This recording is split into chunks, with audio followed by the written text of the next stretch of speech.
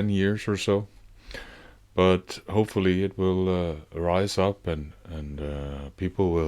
more people will see this, and I will hopefully help people out of the atheistic, depressive mindset, which is my goal in life and love and death and everything. So, my goal is to describe to you the beauty of your soul. I'm such a poet. But where were we earlier? I closed the window. I closed the window. I have to Control-Shift-T. Best of non-believers. There we were. And I had just finished Mr. Hitchens, I believe. Oh, this guy. I can't wait for this guy. The beast mode atheist. None of us are. Wait, Dillahunty, wait! I know him, you know. I've seen him before. People call him Dillahmonkey, I believe.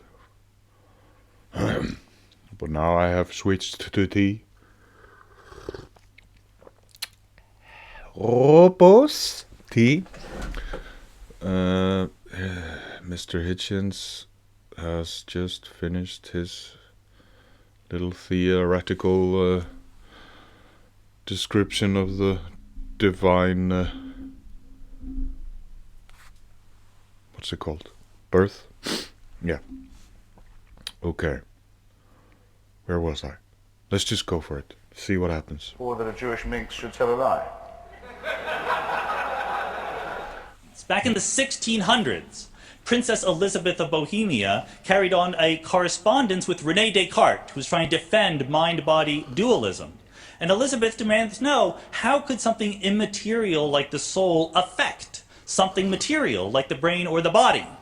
Descartes was never able to answer that question, and these days, science has gone way beyond that. We know a lot more about what is happening. We can literally see memories being formed. Mind, body, soul, brain, body. Science.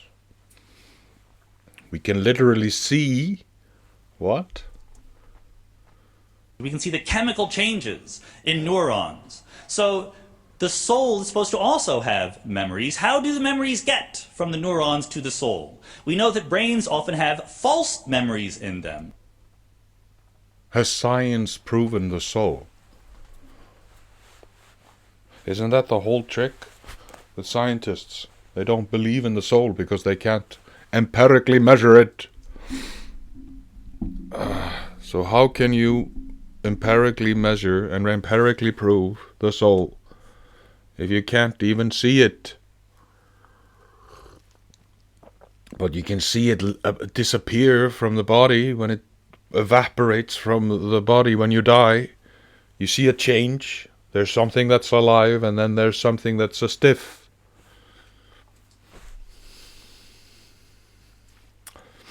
So funny, these people. Does the soul in the afterlife carry those false memories, or are they somehow corrected after death? We even know the laws of physics by which the atoms, the electrons, the elementary particles in our brains behave. We know the equations that the electrons that are responsible for chemistry obey. And there's no ambiguity in these equations. They could always be wrong. It is always possible to say, well, we just don't know what is going on. What are you arguing if you can just say that? If you always have that, you know, I know this and I know that, and I know this and I know this. But I could be wrong, and I could just be totally bullshitting you, and, you know. But listen to me.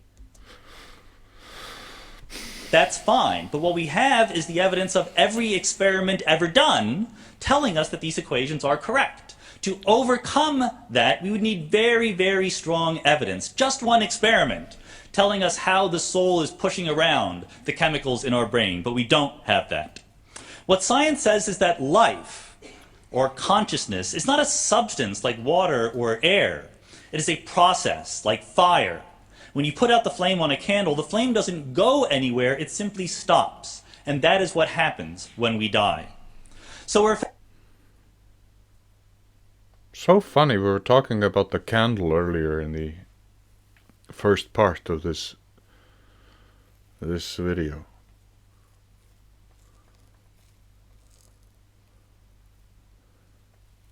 Very interesting.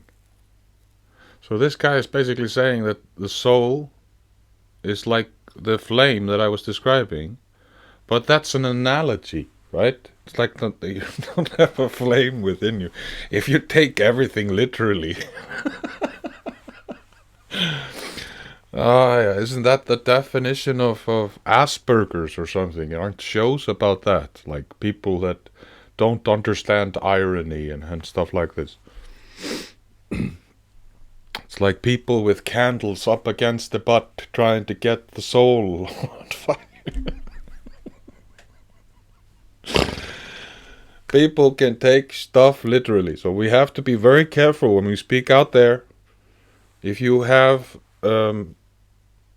no sense of irony, you cannot differentiate between like what Chandler is saying. There was a Friends show about this. No, somebody who always took Chandler literally, or something like that. When he was always lying, he was always sarcastic in everything he said. But the soul is like a candle flame. It holds, though, a lot more information and understanding that we can possibly comprehend with our senses, because it seems to somehow be fueling it from behind the senses. And we are created in the image of God, which is this huge cosmic soul, this thing that is happening, that is so big and so magnificent behind the scenes. And we are in no way able to comprehend it with adding words to it. So we have these overused, overinterpreted words like soul and God and different meanings from different religions, trying to describe the same thing. Odin, the one-eyed one in Norse mythology, or it's more like Norse theology. It's not just myths. Yeah. Little digression. Neil digress Tyson. We're faced at the end with two scenarios. One scenario says that everything we think we understand about the behavior of matter and energy is wrong, in a way that has somehow escaped notice by every experiment ever done in the history of science, and instead there are unknown mechanisms that allow information in the brain to be transferred to blobs of spirit energy that persist after we die and can talk to the other blobs of spirit energy, but don't talk to us except sometimes they do. The other scenario says that physics is right, and that people under stress sometimes have experiences that are not actually real. On the basis of rationality, it is not a difficult decision to choose between these two options. On the basis of emotion, it might be difficult, but we need to have the courage to live life here in the actual world. Thank you. Thank you, Sean. Carol.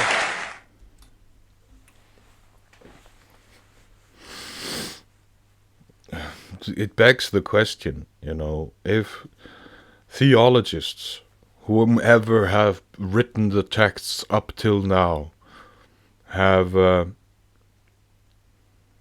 investigating science, for instance. Let's just take these two subjects and look at them from a higher perspective. So you see theologists writing texts trying to describe what is happening to them, trying to describe what happens when they pray, what happens when they meet the evil and they are facing the evil, and evil and good has been following man since the beginning somehow, versus the scientists that have proven hypotheses and proven certain things that have then been disproven by other theories that are coming to replace them. Isn't that why Einstein was so famous? Because he proved that time was relative and that there was general relativity, and then Hawking came and he started doing his thing with the black hole Hawking radiation thing, and then Roger Penrose is talking about something else in this theoretical physics. And then Brian Cox is telling you how everything works, you know. So it kind of begs the question, it's like the stopping of evolution, the stopping of growth, devolution, devolving. Why not just allow it to learn and build on top of something? But the theology part is that it seems like the older the texts are, the more pure they are. Because like at that point in time, the extremes between good and evil were a little bit more visible in everyday life. While today, people are not really confronted with any evil except through a device or through TV or through, a book or through interacting with other human beings around them. And and the interaction is slowly becoming this virtual interaction between everyone. This illusion of connection that we call social media, where you can say your point of view and then get completely bullied for your point of view, banned for life and reported and blocked. That's a new thing that wasn't part of my process as a young man. Like I could lose friends and stuff like that, but you couldn't be physically blocked on your telephone. That's why people changed their phone numbers, because somebody was constantly calling them, stalking them. But now you just press a button and they block them. You're out of my life. Stay away from me. You can't even message me. So it's very interesting that he's speaking about all these elements and how we are trying to measure it. He's not proving it. It's just the tools haven't reached the conceptual ideas they have of what could be created in order to measure it. But it's always still there, even 1,000 years ago. So it's very interesting. Islam is not a religion of peace, and I woke up to the facts on the 11th of September 2001.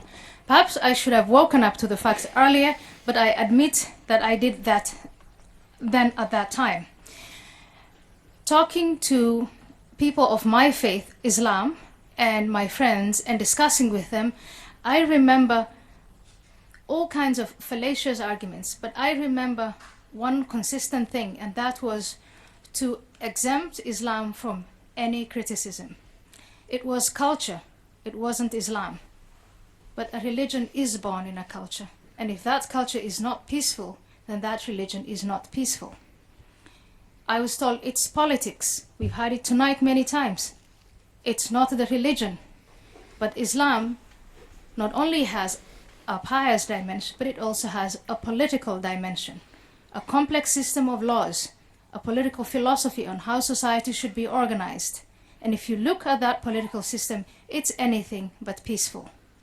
What emancipated me from the order to submit my will completely to Allah, which in practice means the concentration of power in the hands of a few, was to learn to think critically, the Enlightenment. Vote against this motion and open up the flows of Islam for debate in order that Muslims, those who are not yet emancipated, may take charge of their own reason, of their own faculty. Vote against the motion that Islam is a religion of peace, and toss. This is jumping back and forth like non-believers' arguments and comebacks. Okay. 2 million views this video had.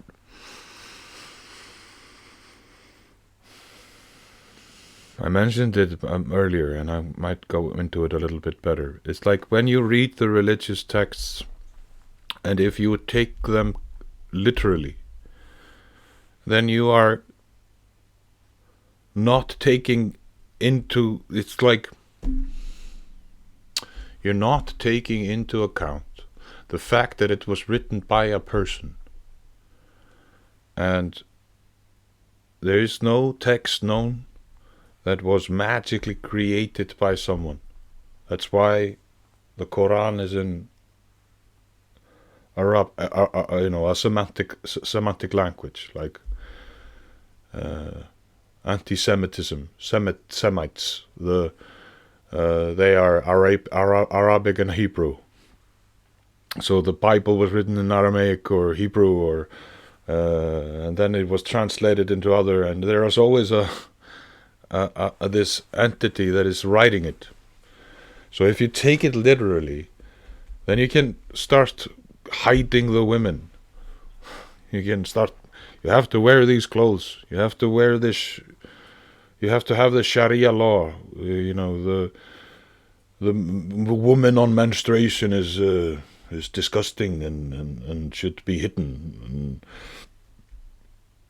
Sex is horrible, and sexy women are horrible. This is all written by extremely weak and scared men. And that is not God. Women are incredibly beautiful and amazing. And Adam and Eve, they were created. They weren't born. So the thing is that when you start visually and impactfully changing your belief, and to stop believing this endless evolutionary monkey primate propaganda that has been pushed into men through ages now, through a century or more, 150 years since Darwin. It's like, take it with a grain of salt, everything you read, and try to experience the knowing. There are 3 degrees of knowing. You can hear about it, you can see it, or you can experience it. These are 3 experiences, but the experience itself is always the best version of knowing. So, you can hear about someone who was burned by fire. Therefore, you should consider fire to be something that can burn you. Or you can see someone getting burned by fire, and therefore you know that fire is dangerous and can burn you. Or you can get burned. And if you match that with the experience of meditating, praying, and fasting, doing that experience on yourself, that costs no money, that nobody's trying to sell you anywhere. You can just do it. When you have the right amount of longing and understanding, you can just go for it. Then you can experience what is really going on and see how much of the desires you have that are keeping you in the habits that are blocking you from blooming into your most beautiful self. This entity that, like the flower that wants to go look at the sun and bloom into its most beautiful self. And that is, I feel, what the soul is longing for, but there is this body that is constantly trying to eat something and drink something and have intercourse with something, and that is the game. In her case, of course she is angry at religion, because the religion she was growing up with was filled of fearful, negative men that were trying to dominate the feminine. It was too much order, and it has to be a balance and a dance between the two. And there is a divine feminine and a divine masculine that is a thing that you can acquire and try to become. But we are also feminine and masculine within us. It's like our mother is talking to us and our father is talking to us. It's all happening in our consciousness, even though it's like our subconsciousness speaking to us. So just, that's what I have to say about this speech. And this is some political thing of putting Sharia law or something into law or whatever. Toss that fallacy into the trash can of history. Thank you. Thank you. Anne Hussein. Religions undermine respect for the only way of acquiring reliable information about the nature of the world.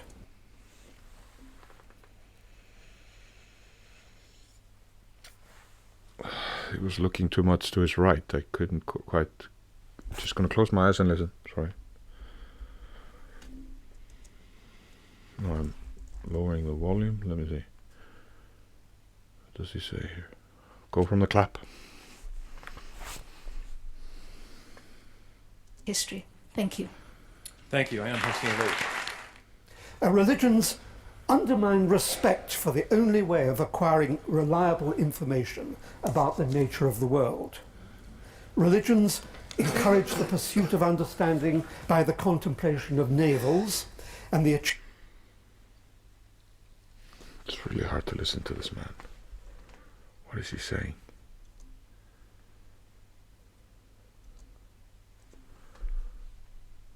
encourage the pursuit of understanding by the contemplation of navels.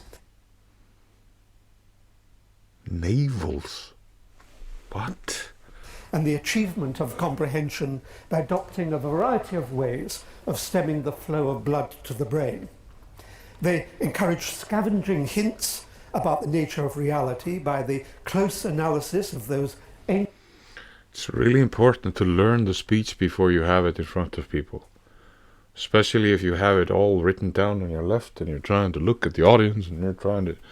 It's really very hard to listen to this man. So basically how I get it, how it's filtering into my consciousness is that religion has been blocking science. Ancient, politically edited compilations of folk tales referred to as sacred texts. If you favour self-deception, then vote against the motion. If you consider that society is enhanced by honesty and by unbiased perception of the search for truth, then vote for the motion. Switch to a guy with glasses.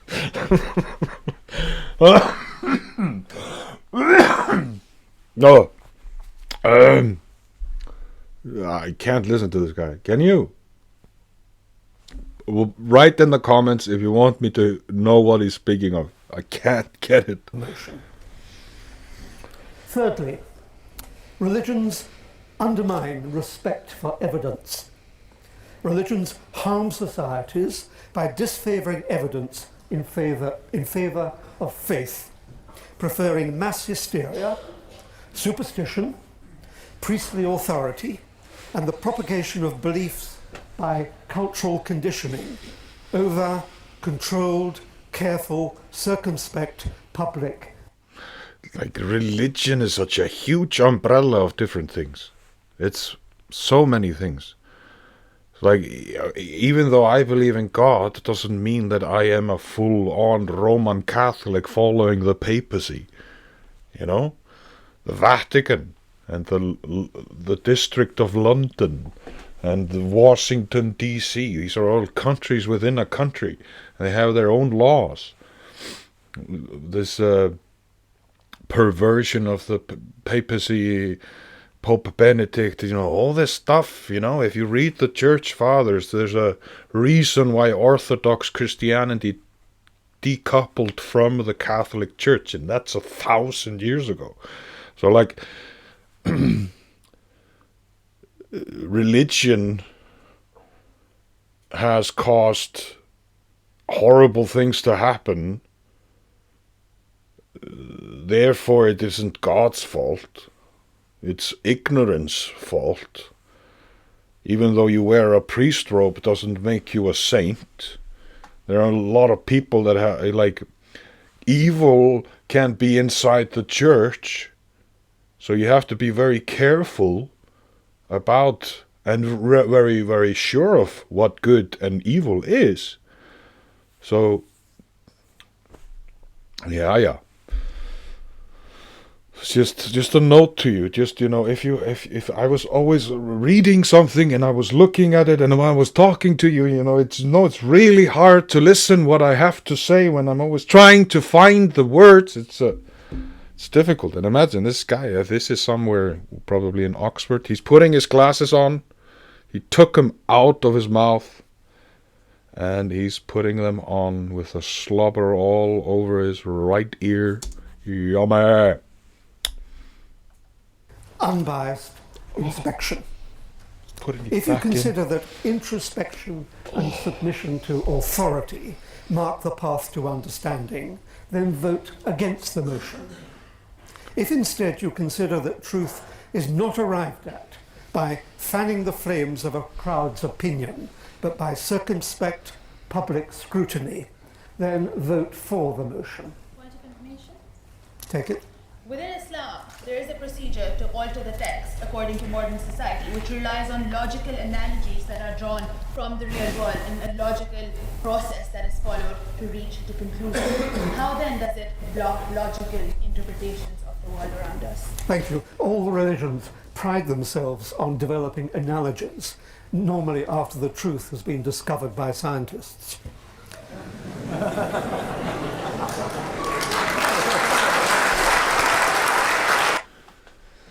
What?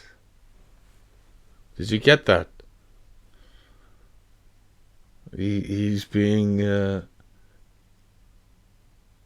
everybody's applauding fallacy. All the religions have been refuted by scientists.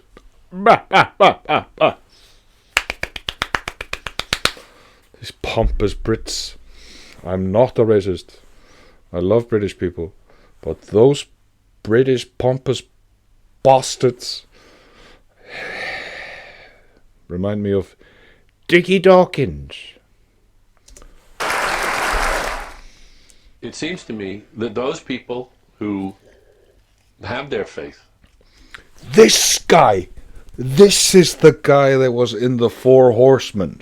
So it was Harris, Hitchens, Dawkins, and this guy.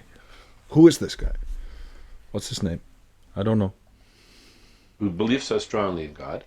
If they really believe strongly their God, they believe they're right. They believe that they occupy the moral high ground. They should be only too willing to sit down and put this not to the scientific test, but to the political, moral discussion test of talking about why they believe what they believe. And let's talk about, the main thing we want to talk about is what should we do? What's the moral course of action to take? And if that is to be a reasonable discussion, we have to take a few cards off the table. Such as? The faith card. We have to take the faith card off the table. What do you mean take the faith card off the table? I mean, if one is a man of faith, one can't take the gene out. Well, Lucille says you're wrong. You know who Lucille is? She's a friend of mine. She's always right. I can't play that card in an argument. There's a fallacy. It's like appeal to authority, which is like, I read it in a blog somewhere. That's why you should stop drinking coffee or something like that. It's just rude of me to say, Lucille says you're wrong. You say, well, who's Lucille? I say, well, friend of mine, always right. End of the discussion. But we're confronted today by people who say they know the mind of... So Lucille is the hypothetical straw man for God. All right. Why is this a comeback? Okay, he must say something. Mind-blowing right now. God. And I think the scripture to reveal it. And I think the way we should deal with them is to say, well, that's very interesting, because now you've got a real problem. since the rest of us don't know the mind of God, we can't share your direct line, so you're going to have to do the best you can in a secular discussion about what the right thing to do is.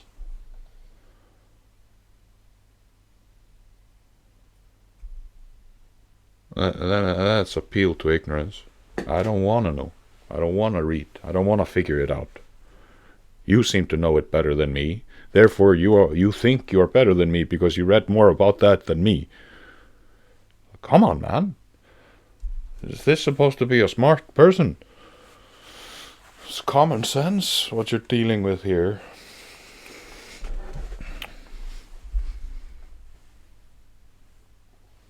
Are you up to the task of explaining to the rest of us who don't have your hotline to God why you're right? It's a great disappointment. Don't have your hotline to God. What? Oh.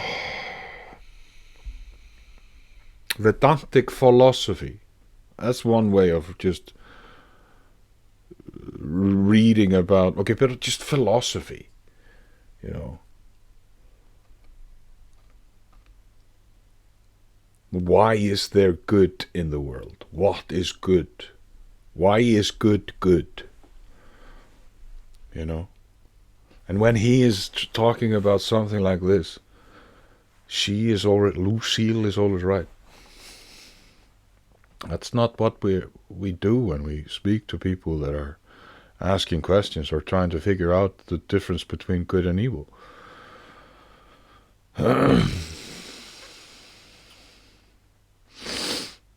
And the worst thing about it is, like, when you do evil and you're continually addicted to do evil, then you don't want to be proven to be evil because of what you are doing. You don't want to see that your habits are the way that, or your actions are your enemy.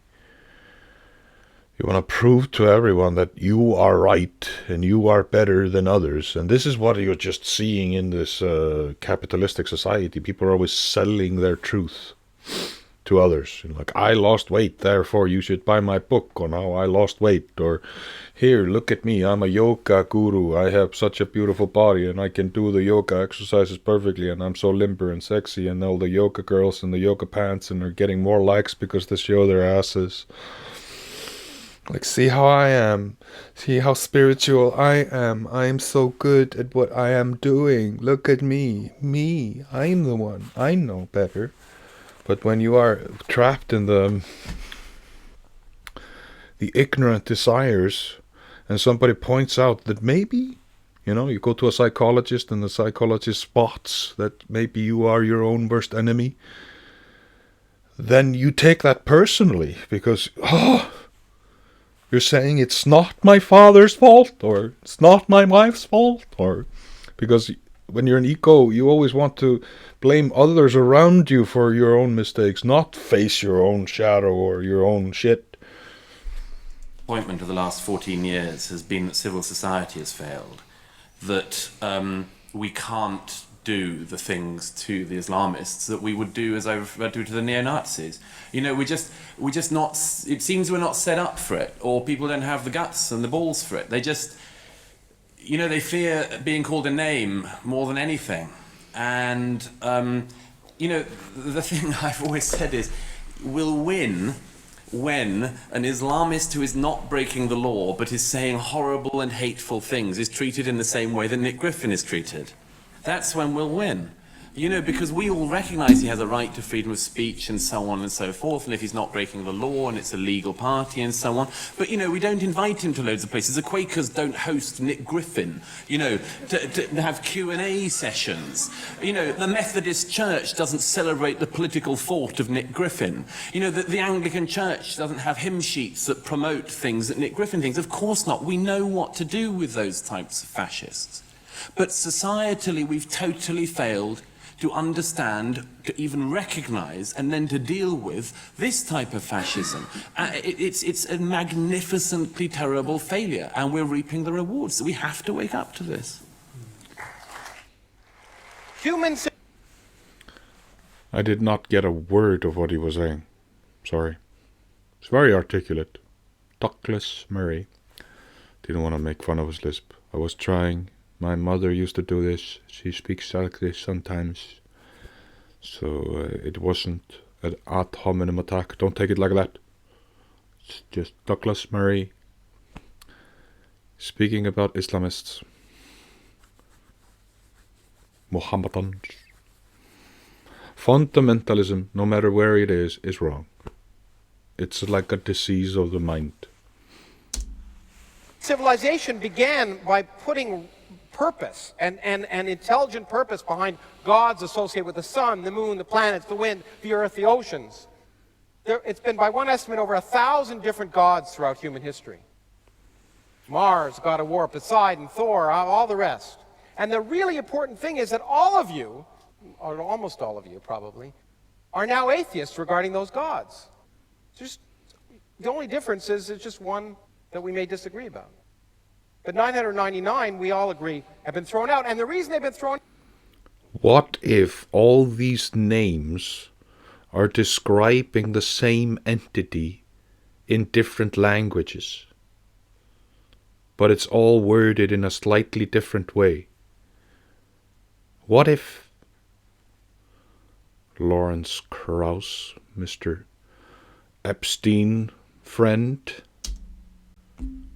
thrown out is they've been buried by the rise of our physical understanding. Science works. And the fact that science works has buried the gods of the wind and the... Men are better than God. Men are scientists. Men worship men. Not only worship men like me. The sun and the moon. Farmers now, as I was just saying, when it doesn't rain, they don't pray for rain anymore. They go see a meteorologist. And what's the meteorologist gonna do? Look at the numbers. Farmers don't pray for rain because they can also just, navigate the water towards the crops. Back in the day, before plumbing came from Rome, then maybe people were praying for rain.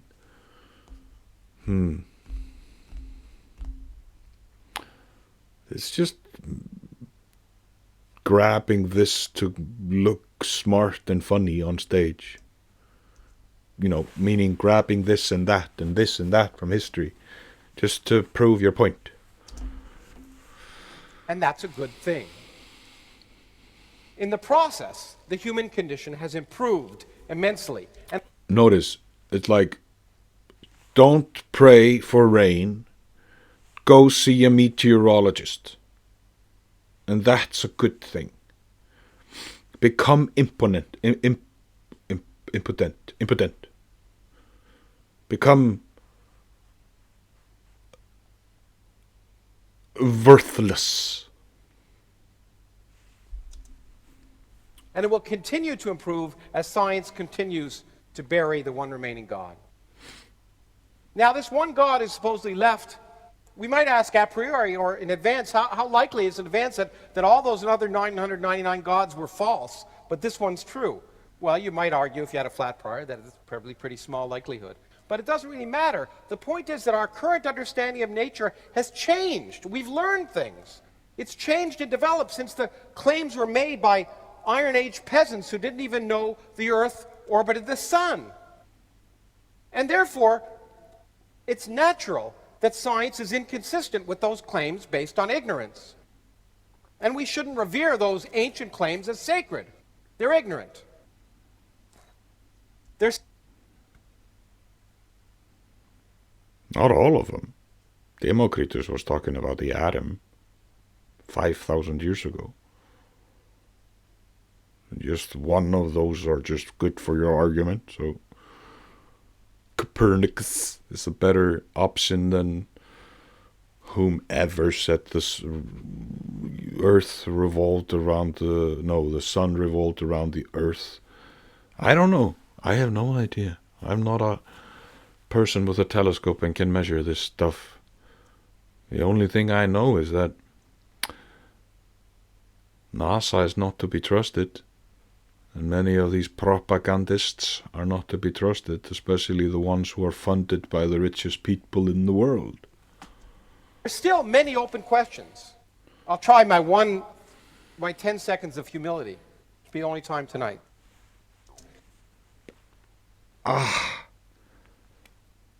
Such a conceited douche. Why is this person so famous? Can't people see through this facade, this act?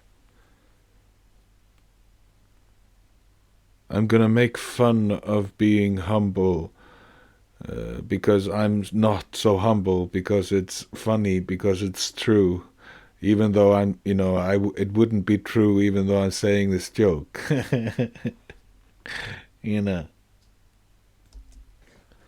There's a lot we don't know about the universe, a lot more we don't know than we do. That's the wonder of science. That's why I'm a scientist. But it is intellectually lazy to just stop asking questions and stop looking for physical explanations and just say God did it.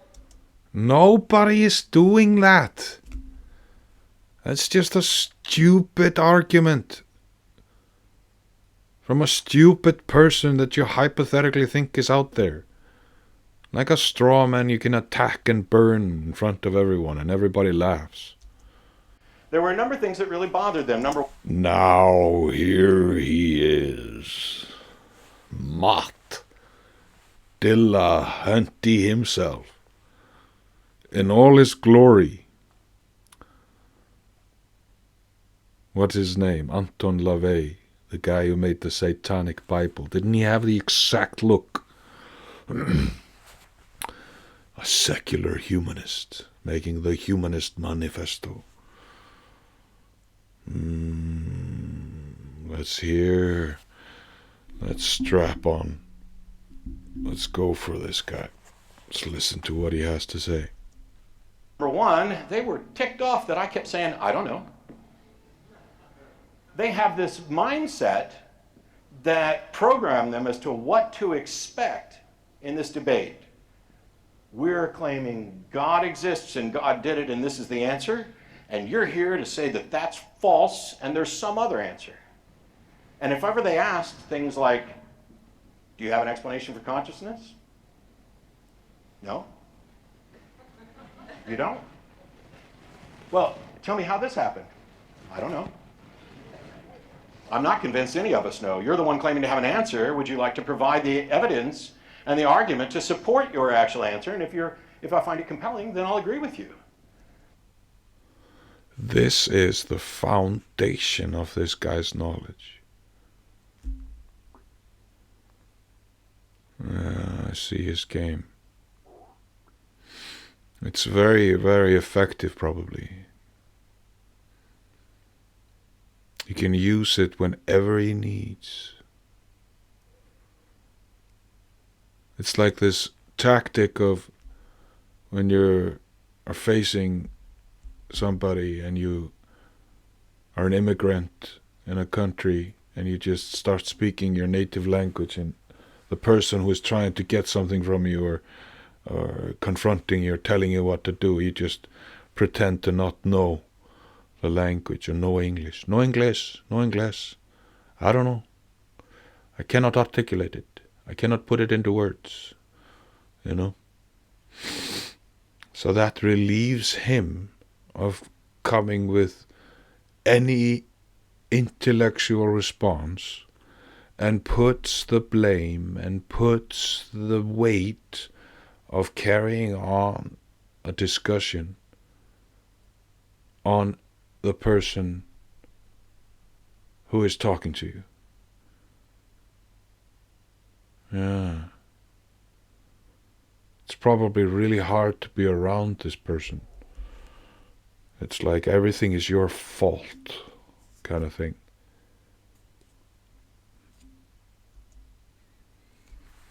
But my lack of an answer doesn't make your answer correct. This is the mindset of the creationists that go through and try to poke holes in evolution.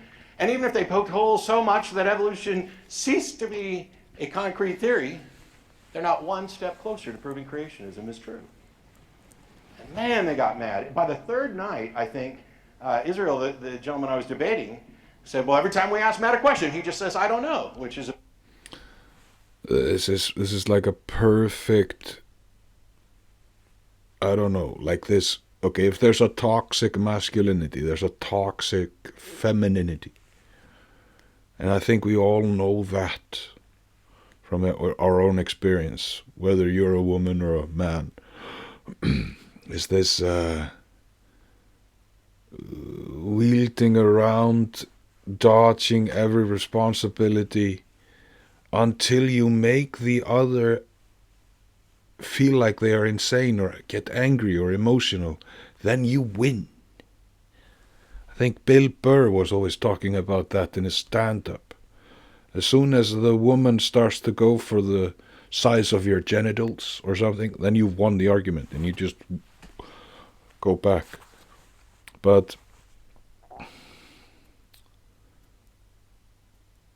that's when a man is facing a woman that can't win a debate and therefore goes for some ad hominem attack or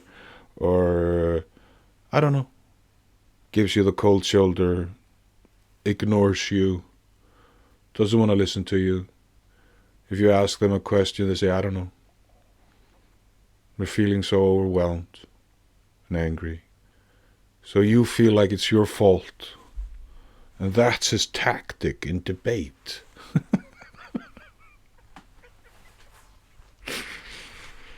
It's a bit of an exaggeration because there were a lot of things that I did provide my answers for. Okay, what? And the main preacher came up to me at one point and said, doesn't it bother you? Doesn't it bother? Are you happy going to your grave not knowing the answers to these questions? No, I'm not. None of us are. We are all uncomfortable with this idea of not knowing. And that's why we have science. That's why we go out and try to find what the actual damned...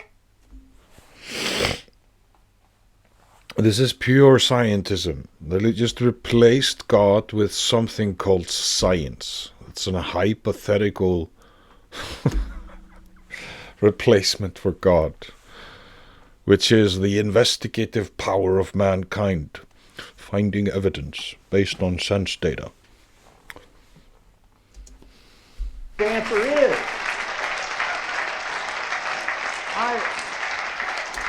This is on Skepticon, by the way. So all the audience are like waiting for him to come with some brilliant atheistic argument.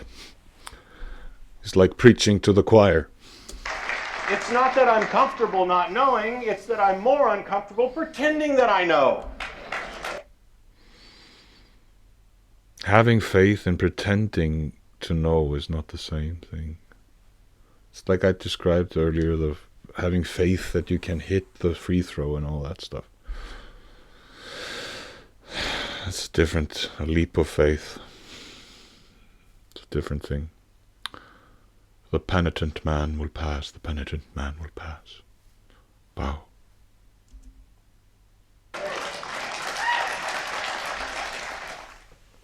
Is the back of the envelope calculated? That was it. That was the entirety of his argument. I don't know. I don't know. Are you okay with not knowing? No. That's why we have science. We have a meteorologist who can tell us how the weather will be tomorrow.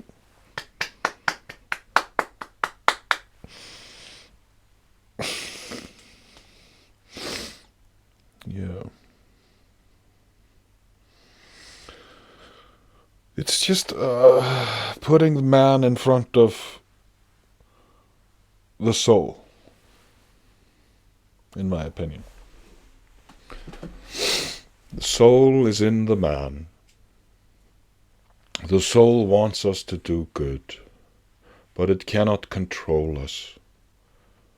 So we have this mortal thing that dies, while the soul is ever living. It gathers knowledge and experience, goes back up, comes back down if it has done bad deeds. That's how I kind of view it. I don't really know, but that's my experience of what I've learned through my years here. It's like this reincarnation. I'm not 100% sure that like the Christian version of afterlife versus the Hindu's perspective is. It's like if you read about these things, they invigorate you that possibly that there is something more to this experience than just finding the next thing that gives you a hit of something. And meditation is like one of those things that the thing that wants you to take a hit of something doesn't want you to meditate. And it's like this internal mechanism that doesn't shut up until you realize that that thing is trying to take control over you, trying to pretend to be you. This thing that is so easily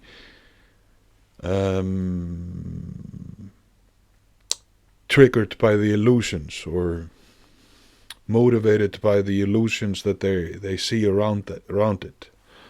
And I mean the luring sirens of the culture. It's like if you're in the city, you're constantly around these distractions. And if you're around your family a lot, and you're always reminded of who you were when you were young, but if you release from it and go on a pilgrimage and you travel the world, you start over time growing a new identity that is not as strong as it was towards what you were when you were growing up. So like I feel like, yeah, it's like, why do we use shoes? Because if you wear shoes, your feet will become soft and the world will feel more hard when you take off your shoes. This is like an analogy. And I feel like when we get fat, we start wearing like this protective shield that doesn't want to get cold and doesn't want to... So the more security you seek in life, the more weaker and softer you become. And the more... like you go the Wim Hof way, the Iceman way, and jump into the cold water and you experience life, the stronger your flame becomes. And the more you fast, the more you stay away from the sugary substances that create the fat. You know, you see it from that perspective. And we're always tattooing on water.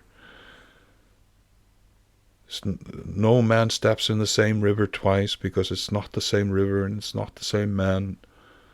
It's like all these little hints. Hitchens and Lennox. I have yet to listen to Lennox. Lennox has taken Dawkins and not destroyed, but won him in a debate, I think. Within an order of magnitude accuracy, we can safely conclude that over the last 10,000 years of history, there's been about 10,000 different religions and roughly about 1,000 different gods. Again. This guy. I don't want to even listen to this guy. Sherman, I think his name is. He's a mumbo jumbo Sam Harris kind of guy. I don't want to go further. This video. And I think I won't really... Well, let's see, who else is here? Oh, Neil, I digress. Tyson. I digress. I don't really have any energy to deal with these bloated egos. But, thank you so much for watching this video. And I truly hope it has benefited you in some way. And please like, subscribe, comment if you can. And let's start a discussion. Let's have a debate. Let's do it. So, I believe in you. And I believe in God. And God believes in you. This tagline is not working.